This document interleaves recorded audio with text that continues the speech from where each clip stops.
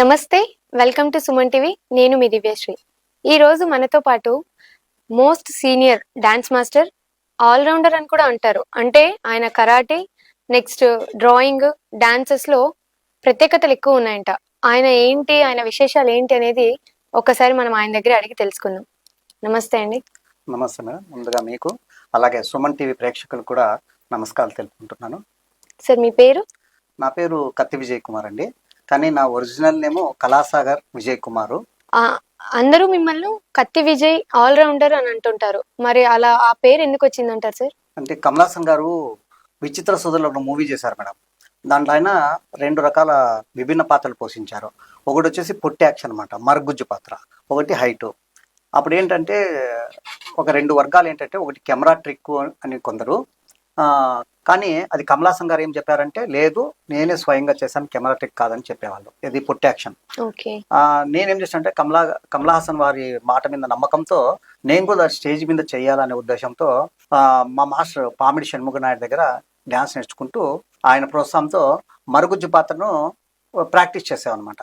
అలాగా నాకు ఒక 3 నెలలు పట్టింది. ఎందుకంటే ఎలా చేయాలో తెలియక, కాలు ఎలా ఫోల్డ్ చేసుకోవాలో తెలియక రకరకాలు చేసి లాస్ట్కి ఏం చేసినాను, దాన్ని స్టేజీ మీద కొన్ని వేల మంది ముందర లలిత కళా పరిషత్ ప్రదర్శన ఇచ్చానమాట. అది ఇచ్చిన వెంటనే ఒక పాట గ్యాప్లను మరిపోయి కాలంతా తీసేసుకొని, కట్లు గిట్లు తీసేసుకొని రిమూవ్ చేసుకొని మరి హైట్ అయ్యి ఇంకో డ్యాన్స్ చేసిన. ప్రజలకి ఏమైపోయిందంటే, ఇంతకుముందు వచ్చి ఇట్లున్నాడు, ఒక 5 minutes లోనే ఇంత హైట్ అయిపోయినాడు, వీళ్ళిద్దరు అన్నదమ్ముల లేకపోతే అని కొందరు ఎలా చేశాడు ఈ మరుగుజ్జాక్షన్ అని కొందరు, ఇవన్నీ తర్జన చేయడంలో అక్కడ మీడియా వాళ్ళు ఏం చేశారంటే, విజయ్ చాలా బాగా చేశాడు, కత్తిలాగా చేసినాడు అనే పొద్దున్నే మార్నింగ్ అంతా పేపర్లు వచ్చేసినారు. కత్తిలాగా కత్తి విజయ్ కుమార్ డాన్స్ చేశాడు, మరుగుజ్జు పాత్ర, అది కెమెరా టిక్ కాదని చెప్పి అప్పటి నుంచి అందరూ కత్తి విజయ్ కుమార్ అని ఏదైనా సులభంగా చేయడం అలవాటు, అన్ని చేస్తారు కాబట్టి మీకు ఆల్రౌండర్ అని చెప్పి పేరు వచ్చిందంటారు. ఓకే సార్, మరి మిమ్మల్ని ఆల్రౌండర్ అని పిలుస్తుంటారు, మరి దానికి సమాధానం ఏమిటంటారు? ఆల్రౌండర్ అంటే నేను మామూలుగా డాన్స్ నేర్పిస్తాను మేడం, కరాటే నేర్పిస్తాను, డ్రాయింగ్ పెయింటింగ్ నేర్పిస్తాను, స్టోరీస్ రాస్తాను, కార్టూన్స్ వేస్తాను, తర్వాత యాక్టింగ్ చేస్తాను. నాది యూట్యూబ్ ఛానల్ కూడా ఉంది కాబట్టి దాంట్లో రీల్స్ చేస్తుంటాను. ఇక అన్ని ఇలా చేయడం వల్ల నాకు ఆల్రౌండర్ అని పేరు వచ్చింది. మరి మీ ఇన్స్టిట్యూట్ పేరేంటి సార్? మాది Kalasagar dance and art cultural association, ఇక్కడ అనంతపూర్లోనే కృష్ణ కళా Mandir, revenue Bhavan, tower clock దగ్గర. ఓకే, అంటే సార్ మీరు ముందు నుంచి ఎవరినన్నా ఇన్స్పిరేషన్ గా తీసుకున్నారా ఇలా డాన్స్, కరాటే ఇవన్నీ చేయాలని?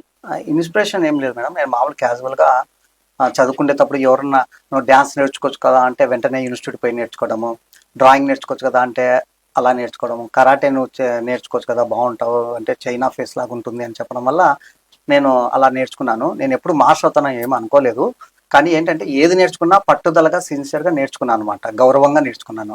అలాగా నాకు ఆ విద్యలో అభినయ్. తర్వాత ఏంటంటే డ్యాన్స్లో మా పామిడి షణ్ముఖ నాయుడు గారు ఇన్స్పిరేషన్. ఎందుకంటే ఒకసారి నేను ఆయన ప్రోగ్రామ్ చూశాను అనమాట. ఆయన ప్రోగ్రామ్ చూసినప్పుడు ఆయన చాలా అద్భుతంగా డ్యాన్స్ చేశారు. అప్పుడు నాకు ఏమనిపించిందంటే, అరే నాకు కూడా ఇలా నేర్చుకొని స్టేజీ ప్రోగ్రామ్ చేయాలా అనే ఒక ఆరాటం కలిగింది. నెక్స్ట్ డే ఆయన అడిగాను, సార్ ఇలా డ్యాన్స్ నేర్పించిందంటే, నేను డ్యాన్స్ నేర్పించలేదు, ఏదో ప్రోగ్రామ్ చేశాను కానీ అని చెప్తే, లేదు సార్ మా లాంటి వాళ్ళు చాలామంది ఉన్నారు, మీరు నేర్పిస్తాం అలాంటి వాళ్ళంతా పైకి వస్తామని అలా చెప్పడం వల్ల ఒక 3 నెలలు ఆయన ఆలోచించుకొని ఒక ఇన్స్టిట్యూట్ పెట్టడం జరిగింది. అందులో మొదటి స్టూడెంట్గా నేను జాయిన్ అయినాను. అలా కంటిన్యూగా అయినాను. ఓకే, మరి అలాగే మీ గురువు గారి పేర్లు కొంచెం తెలియజేస్తారా? డాన్స్ లో వచ్చేసి పామిడి షణ్ముఖ నాయుడు గారండి, కరాటేలో వచ్చేసి భాస్కర్ గారు, అలాగే వాళ్ళ గురువు నాగరాజు గారు, అప్పారావు గారు అనే పెయింటింగ్ లో నా గురువు. ఆయన ఏంటంటే సీనియర్ ఎన్టీ రామారావు గారి క్లాస్మేట్ అనమాట. ఆయన చదివేటప్పుడు సీనియర్ ఎన్టీ రామారావు గారు, జగ్గయ్య గారు, రామారావు గారు రూమ్ లో ఉంటూ నాటకాలు వేసుకుంటూ చదువుకునేవాళ్ళు. అలాగా ఆయన ఏం చేసినాడంటే, తర్వాత ఉద్యోగం రావడము అనంతపురంలో పీటీస్ లో ఉద్యోగం చేస్తూ రిటైర్డ్ అయ్యారనమాట. ఆయన రిటైర్డ్ అయినప్పుడు ఆయన ఇంటి దగ్గరే ఉండేవాడిని. అలా ఆయన్ని చూస్తూ ఆయన దగ్గర పెయింటింగ్ నేర్చుకున్నాను. ఇలాగా మా 3 గురువులు, అలాగే మా మాస్టర్ దగ్గర కూచిపూడి, భరతనాట్యం కూడా షణ్ముఖ నాయుడు గారి దగ్గర నేర్చుకున్నాను. తర్వాత ఆయన ఏంటంటే మ్యారేజ్ అయిన తర్వాత ఇంకా ఇన్స్టిట్యూట్ తీసేశారు. అప్పుడు పామిడి షణ్ముఖ నాయుడు సార్ ఏదైతే నేర్చుకున్నానో దాన్ని వదులుకోకుండా ఉండాలని పట్నం శివప్రసాద్ గారి దగ్గరికి వెళ్ళి ఆయన దగ్గర క్లాసికల్ డాన్స్ నేర్చుకున్నాను మేడం. ఓకే సార్, అలాగే మీకు 7 అవార్డులు వచ్చాయని చెప్పి విన్నాము, దాని గురించి కొంచెం చెప్తారా? ఒకటి వచ్చేసి ఢిల్లీ వాళ్ళు నేషనల్ అవార్డు ఇచ్చారు మేడం. తర్వాత సాహితీ గగనమ ట్రస్ట్, ఆ సార్ పేరు వచ్చేసి ప్రతాప్ రెడ్డి గారు. ఆయన వచ్చేసి అనంత ఆనిముత్యం అవార్డు బాబు మోహన్ చేతుల మీదుగా ఇప్పించారు. తర్వాత లలిత కళా పరిషత్ వాళ్ళు వచ్చేసి కల్లూరి సుబ్బారావు గారి కల్లూరి సుబ్బారావు పేరు మీదుగా బెస్ట్ ఆర్టిస్ట్ అవార్డు ఇచ్చారు. అలాగే నేను కష్టంతో సాధించుకునేటివి ఒక 3 అవార్డులు ఉన్నాయి మేడం.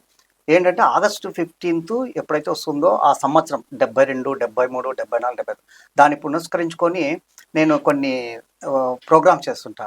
ఒకటి వచ్చేసి 72వ సంవత్సరంలో మార్నింగ్ 6 to ఈవినింగ్ 6 వరకు నాన్ స్టాప్గా 72 ఫ్రీడమ్ ఫైటర్ల బొమ్మలు వేసాను అనమాట. మనకు కొందరే తెలుస్తారు ఫ్రీడమ్ ఫైటర్లు అంటే, కొందరే తెలుస్తారు.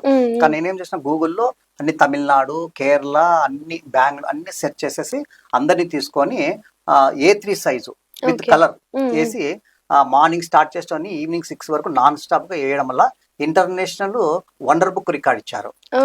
అలాగే ఇంకో అవార్డు ఏంటంటే international genius book of record. అదేంటంటే పామార్ట్ అంటారు అనమాట.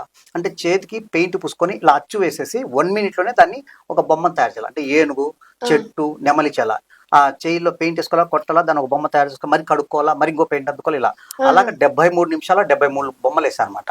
అది international genius book of record. అలాగొచ్చేసి 75వ స్వాతంత్ర దినోత్సవం సందర్భంగా 3 గంటల నుంచి రాత్రి 7 గంటల వరకు నాన్ స్టాప్ గా 80 డాన్సులు చేశాను. అంటే వాళ్ళు అడిగింది 75, ఇంకా 5 ఎక్స్ట్రా చేశాను అనమాట. ఎందుకంటే మధ్యలో కరెంట్ పోయి రావడం. అదేంటంటే హిందీ, తెలుగు, తమిళం, కన్నడం, మలయాళం, మరాఠీ అన్ని ఏ భాషలు ఉన్నా అన్ని భాషల్లోని పాటలు తీసుకున్నామట. అంటే సినిమా ఫీల్డ్ పుట్టినప్పుడు స్టార్ట్ అయిన సాంగ్ నుంచి ఇప్పుడు 666 సాంగ్ వరకు తీసుకున్నాను. Spot composing. అలాగే అన్ని భాషలు, అన్ని రకాల డాన్సులు, జానపదము, సెమీ క్లాసికల్, వెస్ట్రన్, బాంగ్రా, నాగిని డాన్సు, అన్ని పాటలు తీసుకొని స్పాట్లో ఆ పాట వింటూనే కంపోజ్ చేసుకున్నాను అనమాట. Spot composing. అది భారత్ వరల్డ్ రికార్డు అయింది మేడం. ఇలాగా నాకు national awards, international wonder book record award, తర్వాత international genius book of record, తర్వాత బెస్ట్ ఆర్టిస్ట్ అవార్డు, ఇలాగా భారతరత్న అవార్డు, వీటితో పాటు మన అనంత ఆనిముత్యం అవార్డు. ఆ తర్వాత విజయవాడ వాళ్ళు వచ్చేసి ఆంధ్రరత్న అవార్డు ఇచ్చారనమాట. ఎందుకు ఇచ్చారు అని అడిగాను నేను వీళ్ళని. కానీ నేషనల్ అవార్డ్స్ ఇచ్చిన వాళ్ళు అడిగాను, సార్ ఎందుకు ఇచ్చారు, నేను అప్లై కూడా చేసుకోలేదు కదంటే, మీరు ఫ్రీగా మహిళలకి ఉచితంగా పెయింటింగ్ క్లాసెస్, అంటే నేను ఫెవికాల్ కంపెనీలో ప్రొఫెషనల్ టీచర్ మేడం. లేడీస్ కి sari painting, pot painting, glass painting నేర్పిస్తుంటా ఉచితంగా అనమాట. వాళ్ళకి ఏం రూపాయి కూడా తీసుకోకుండా. అలాగే చేయడం. తర్వాత కొన్ని అనాథ ఆశ్రమం దగ్గర పోయి మా పిల్లలకి డాన్స్, డ్రాయింగ్, కరాటే కూడా నేర్పించాను అనమాట. ఇలా ఉచితంగా అమ్మాయిలు కూడా 5th క్లాస్ అమ్మాయిల నుంచి ఇంటర్మీడియట్ అమ్మాయిల వరకు ఉచిత కరాటే శిక్షణ పెట్టాను. ఎందుకంటే ఆత్మరక్షణ చేసుకోవాలి అమ్మాయిలు అని చెప్పేసి. అలాగా ఇలా అన్ని వాళ్ళు ఫేస్బుక్ లో దీనిలో చూసి మేము మిమ్మల్ని సెలెక్ట్ చేసుకున్నాం సార్ అని చెప్పేసి, వీళ్ళు పెనుగొండ వాళ్ళు, మన అనంత సాహిత్య గగనమ ట్రస్ట్ వాళ్ళు కానీ, ఆంధ్రరత్న అవార్డు ఇచ్చిన వాళ్ళు కానీ, వీళ్ళంతా అలా చూసి సెలెక్ట్ చేసుకున్నారు. అంతేగాని నేను ఎవరిని రికమెండ్ చేయమని ఎవరిని అడగలేదు. దాని గురించి తెలుసు. వాళ్ళు నాకు ఇస్తున్నాం అవార్డు అన్నప్పుడే నాకు తెలిసింది అనమాట. మీ కష్టాన్ని గుర్తించి వాళ్ళే మీకు అవార్డ్స్ ఇచ్చారనమాట. ఓకే సార్, ఇంతకు ముందు మీరు ఏదైనా ఛానల్స్ లో ఇంటర్వ్యూస్ అలా ఇచ్చారా? ఇచ్చినాను మేడం. ఇంటర్వ్యూ అంటే ఈటీవీ 2, ఈటీవీ అలాంటివి, తర్వాత కొన్ని ఛానల్స్, మెగా ఛానల్స్ లోని ఇంటర్వ్యూ తీసుకున్నారు. ఎందుకంటే నేను చాక్ పీస్ మీద శిల్పాలు చెక్కడము, పెయింటింగ్ క్లాసులు చేయడము, తర్వాత ఇది ఇట్లా పెద్ద పెద్ద బొమ్మలు వేయడం, ఇవన్నీ దాని మీద ఒక ఇంటర్వ్యూ జరిగింది. దాంతో పాటు ఏమైపోయిందంటే, ఒక డాన్స్ పరంగా డాన్స్ బేబీ డాన్స్ ఈటీవీ, మా టీవీ అనంతపురం నుంచి ఫస్ట్ మన బ్యాచ్ పోయింది అనమాట. అనంతపురంలో మన స్క్రీన్ పైన కళాసాగర్ డాన్స్ స్కూల్ అనంతపురం అని కనపడింది. మన అనంతపురం నుంచి ఫస్ట్ బ్యాచ్ మాది అనమాట. డాన్స్ బేబీ డాన్స్ కి ఫస్ట్ మన అనంతపురం నుంచి మీ బ్యాచ్ డాన్స్ బేబీ డాన్స్. అలాగే ఈటీవీ డుమ్ డుమ్ డిగా అని ఒక టైటిల్. మా టీవీలో వచ్చేసి డాన్స్ 1, 2, 3, 4 అనేటివి ఇలాగ వాళ్ళు పేర్లు పెట్టి తీశారు. దాంట్లో మేము సెలక్షన్స్ పోయినాము, సెలెక్ట్ అయినాము. అలాగే వాళ్ళ ఛానల్స్ లో చేయడం. ఏంటంటే అనంతపురం నుంచి గ్రూప్ గా పోయినది ఫస్ట్ మన పిల్లలు అనమాట. మీ దగ్గర డాన్స్ నేర్చుకున్న వాళ్ళలో ఇప్పటి వరకు ఎవరైనా ఉన్నత స్థాయికి ఎదిగిన వాళ్ళు ఉన్నారా? ఉన్నారు మేడం, చాలా మంది ఉన్నారు. ఎందుకంటే చాలా మంది అంటారు డాన్స్ అన్నం పెట్టదు, ఆర్ట్ అనేది ఏం పనికి రాదు అని చాలా మంది అంటారు.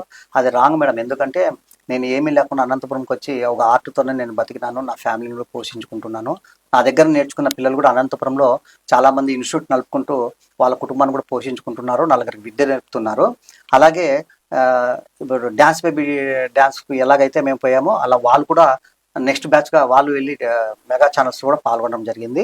అలాగే ఇప్పుడు వచ్చేసి జబర్దస్త్లో కూడా మా స్టూడెంట్స్ ఒక 2-3 ఉన్నారు మేడం, జబర్దస్త్లో కూడా చేస్తున్నారు. అలాగే సినిమాలో కూడా హీరోలుగా ఉన్నారు, తర్వాత సీరియల్లో హీరోలుగా ఉన్నారు, తర్వాత మ్యూజిక్ డైరెక్టర్గా అంతా ఉన్నారు. కానీ ఏంటంటే ఎవరే కానీ నా పేరు చెప్పుకోరు. అంతా నేర్చుకున్నారు. వాళ్ళు నేర్చుకునేటప్పుడు మేమే స్టేజ్ మీద ఎక్కించి నేనే ప్రోగ్రామ్ చేపించాను. ఆ తర్వాత వాళ్ళకి డ్యాన్స్ ఎలా ఎక్కాలి, స్టేజ్ ఎలా దిగాలి అనేది అన్ని నేనే నేర్పించాను. కానీ ఈరోజు ఛానల్స్ లో వాళ్ళు పెద్ద పెద్ద ప్రోగ్రామ్స్ ఈవెంట్స్ చేస్తున్నారు, ఈటీవీ మాట అలాంటివన్నీ చేస్తున్నారు. కానీ డ్యాన్స్ మాస్టర్ అడిగితే వాళ్ళకి సంబంధించిన వాళ్ళ అమ్మ వాళ్ళ ఆయన పేర్లు కానీ ఇంకోటి పేర్లు కానీ చెప్పుకుంటారు తప్ప నా పేరు ఇంతవరకు ఎవరే కానీ చెప్పుకోలేదన్నమాట. అదొకటి బాధ అనిపిస్తుంది.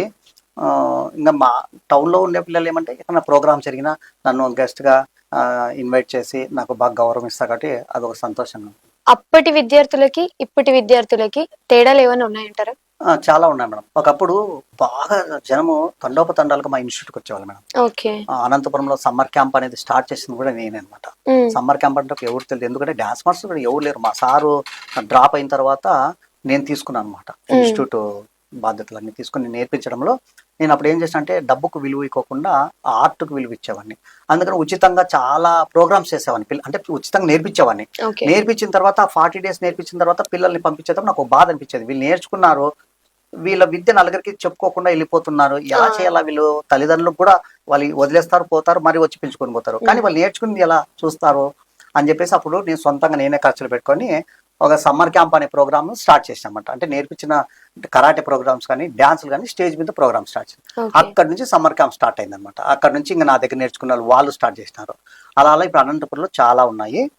కానీ పిల్లలు ఏంటంటే అప్పుడు చాలా మంది వచ్చేవాళ్ళు, నేను చెప్పినట్లు వినేవాళ్ళు మేడం. ఇప్పుడు ఏంటంటే నా దగ్గర రాకనే వాళ్ళకి ఒక గూగుల్, యూట్యూబ్ గురువు అయిపోయింది అనమాట. వాళ్ళు అక్కడ నేర్చుకుని నా దగ్గరకు వస్తున్నారు. రావడంలో ఎక్కడ ఫాల్ట్ జరుగుతుందంటే వాళ్ళు ఒక లయ తాళం అనేది లేదనమాట.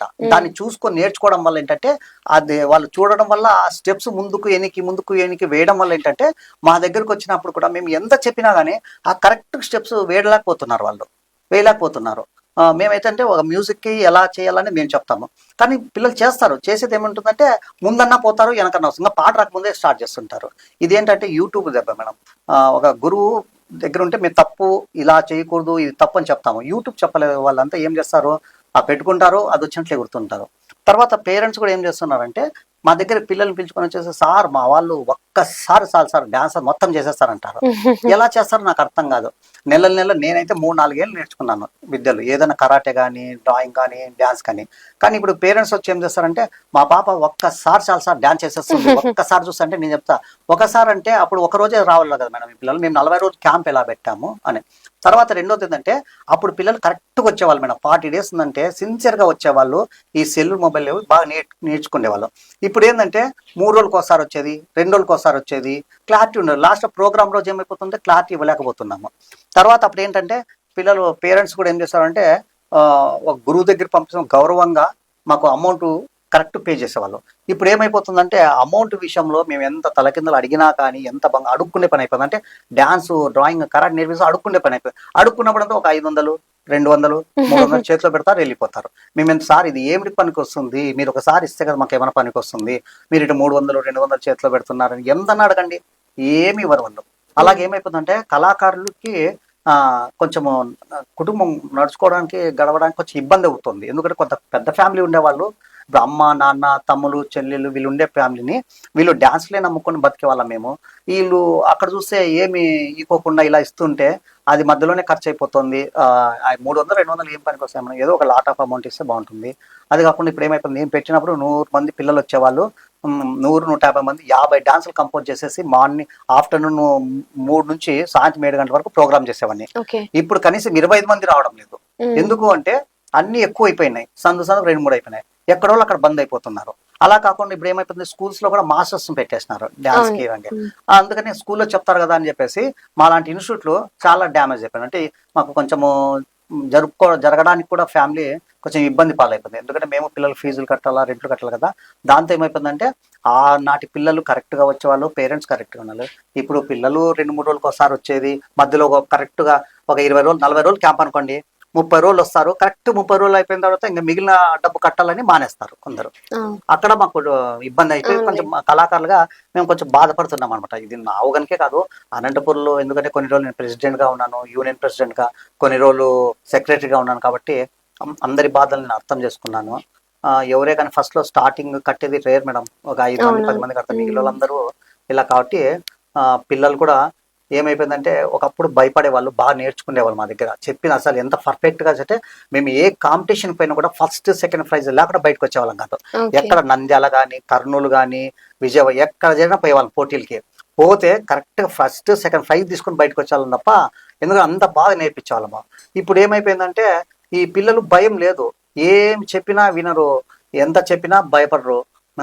కాబట్టి వాళ్ళు ఏదైతే మేము చెప్పే లోపల వాళ్ళే చెప్తారన్నమాట, ఇట్లాగా సార్ స్టెప్ ఇలా అని. ఎందుకంటే యూట్యూబ్ చూసింటారు కదా, అవునవును. అట్లాగా సార్ స్టెప్ ఈ స్టెప్ అని చెప్తారు. ఇప్పుడు ఇలాగా అప్పటికి యూట్యూబ్ చూసి వాళ్ళే గురువులకి మాకే నేర్పుతున్నారు చెప్తారు. అనమాట. మేమేం చేస్తామంటే స్టేజ్ పర్పస్ ఇలా ఉంటుందామంటే అది కాదు సార్ స్టెప్, ఈ స్టెప్ సార్ మీరు మర్చిపోయినారు, మీరు చూడలేదేమో అని మరి నా సెల్ నాకే చూపిస్తారు ఆ పాట. ఇలాగా అప్పటికి ఇప్పటికి విద్యార్థులు తేడా అట్లుంది. సార్ మిమ్మల్ని ఎవరైనా ఎంకరేజ్ చేశారా? మా గురువు గారు మేడం, నేను ఎందుకంటే చదువుకునేటప్పుడు 10th క్లాస్ చదివేటప్పుడు నాకు డ్యాన్స్, మా గురువు గారు డ్యాన్స్ వేసినప్పుడు నాకు ఫీజు కట్టుకోవడానికి కూడా ఇబ్బందిగా ఉండే, ఫీజు కట్టుకోలేను. తర్వాత ఏంటంటే మాకు పేద ఫ్యామిలీ, మేము పల్లె నుంచి ఇక్కడికి వచ్చిన వాళ్ళము, నేను చదువుకోవడానికి ఇక్కడ వచ్చాను. అలాంటి టైంలో మా పామిడి షణ్ముగ గారు ఒకసారి అదే డ్యాన్స్ అడిగినానని చెప్పినప్పుడు ఆయన కొన్ని రోజులపై నేను మానేసినాను. అప్పుడు ఆయన ఒకసారి పిలిపించి ఎందుకు మానేసినావు ఏమిటో అంటే, సార్ నాకు కొంచెం మనీ ప్రాబ్లం ఉంది అంటే, నువ్వు ఏం ₹1 కూడా ఇవ్వద్దు, భోజనాలు కూడా నా దగ్గరే తిను, నీకు ఇప్పుడు పల్లె నుంచి వచ్చినావు కదా, ఒక్కనివే ఉన్నావు కదా, నా దగ్గరే ఉండు, మా అసిస్టెంట్గా ఉండు, నేను నేర్పించిన డాన్సెస్ నలుగురికి నేర్పించు అని చెప్పేసి అప్పుడు ఆయనే భోజనాలు పెట్టేసి, ఆయనే నాకు ఖర్చులకి డబ్బులు ఇచ్చేసి, ఆయనే బట్టలు కుట్టించేసి, ఆయనే నన్ను పూర్తిగా ఈరోజు ఒక మాస్టర్గా నలుగురికి నేను విద్యలు చెప్పుకున్నా అంటే, నలుగురు సినిమాలో టీవీ సీరియల్లోనూ జబర్దస్త్లో కనపడుతున్నా అంటే అంతా ఆయన చెలివేనండి. ఓకే సార్, మీరు మీ ప్రజలకు ఏదైనా చెప్పాలనుకుంటున్నారా? తప్పకుండా అండి, నా అనుభవంతో కొన్ని చెప్పాలనుకున్నాను.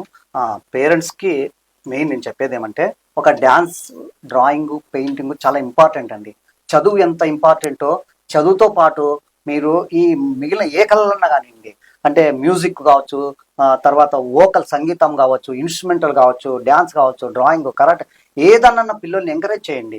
ఎందుకంటే డ్రాయింగ్ నేర్చుకుంటే రేపు MBBS లేకపోతే ఇంజనీరింగ్ తీసుకున్న, ఫ్యాషన్ డిజైనింగ్ తీసుకున్న, కార్టూన్ నెట్వర్క్ తీసుకున్న, ఏదన్నా డ్రాయింగ్ ఇంపార్టెంట్.